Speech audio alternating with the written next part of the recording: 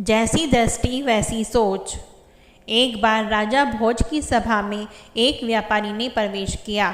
राजा भोज की दृष्टि उस पर पड़ी तो उसे देखते ही अचानक उनके मन में विचार आया कि कुछ ऐसा किया जाए ताकि इस व्यापारी की सारी संपत्ति छीनकर राजकोष में जमा कर दी जाए। व्यापारी जब तक वहाँ रहा, भोज का मन रह रहकर उसकी संपत्ति को हड़प लेने को करता। कुछ देर बाद व्यापारी चला गया। उसके जाने के बाद राजा को अपने राज्य के ही एक निवासी के लिए आए ऐसे विचारों के लिए बड़ा खेद होने लगा। राजा भोज ने सोचा कि मैं तो प्रजा के साथ न्यायप्रिय रहता हूँ, आज मेरे मन में ऐसा कुत्सित विचार क्यों आया। उन्होंने अपने मंत्री से सारी बात बताकर समाधान पूछा।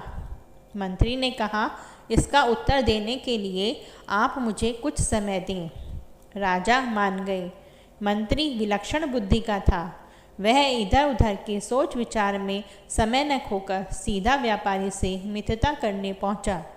व्यापारी से मित्रता करने के बाद उसने पूछा, मित्र तुम चिंतित क्यों हो?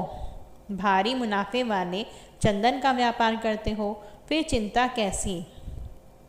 व्यापारी बोला, मेरे पास उत्तम कोटि के चंदन का बड़ा भंडार जमा हो गया है। चंदन से भरी गाड़ियाँ लेकर अनेक शहरों के चक्कर लगाए पर नहीं बिक रहा है। बहुत धन इसमें फंसा पड़ा है। अब नुकसान से बचने का कोई उपाय नहीं है। व्यापारी की बातें सुनकर मंत्री ने पूछा, क्या हानि से बचने का कोई उपाय नहीं है? व्यापारी हंसकर कहने लगा, अगर राजा भोज की मृत्यु हो जाए तो उनके दाह संस्कार के लिए सारा चंदन बिक सकता है। अब तो यही अंतिम मार्ग दिखता है।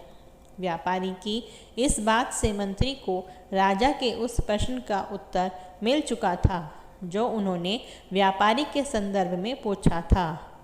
मंत्री ने कहा, तुम आज से प्रतिदिन राजा का भोजन पकाने के लिए 40 किलो चंदन राज रसोई भेज दिया करो। पैसे उसी समय मिल जाएंगे। व्यापारी यह सुनकर बड़ा खुश हुआ। प्रतिदिन और नकद चंदन बिक्री से तो उसकी समस्या ही दूर हो जाने वाली थी।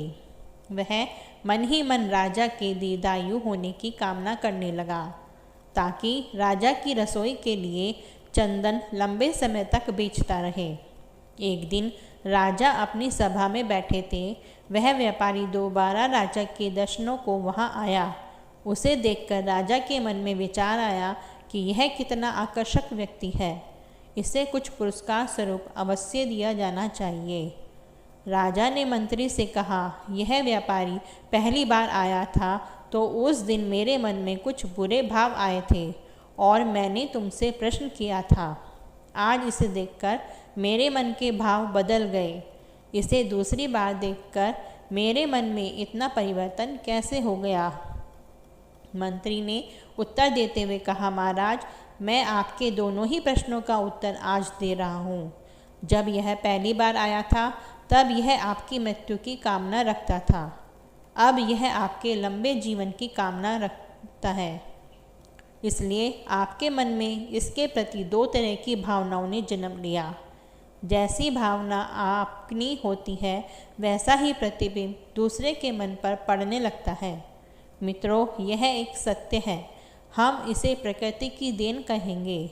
जब हम किसी व्यक्ति का मूल्यांकन कर रहे होते हैं तो उसके मन में उपजते भावों का उस समय मूल्यांकन पर गहरा प्रभाव पड़ता है।